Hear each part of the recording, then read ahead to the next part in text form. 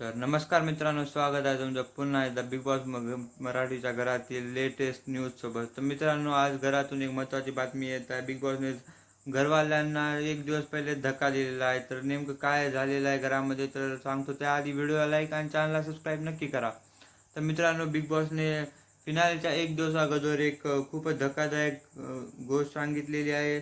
तर घरवाल्यांसाठी हा खूपच मोठा धक्का ठरला आहे. ती गोष्ट म्हणजे इविक्शन. मित्रांनो, घरामध्ये अजूनही 6 सदस्य उपस्थित आहेत.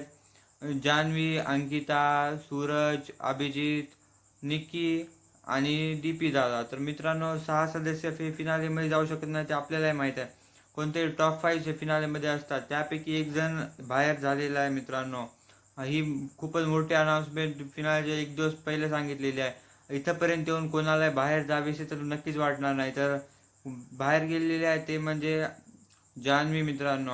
जान्हवीसाठी खूपच मोठा धक्का बसलेला आहे. बिग बॉसच्या अगदी 12 ते 14 घंट्याच्या अगोदरही तिला न्यूज मिळणे म्हणजे तिच्यासाठी ब्रोकन हार्टवाली गोष्ट झालेली आहे. तर मित्रांनो, आपल्याला भेटले आहे घरातील टॉप 5 ते म्हणजे अंकिता, निकी, सूरज भाऊ, जो की चान्सेस आहे तो जितू पण शकतो. त्यानंतर डीपी दादा व अभिजित.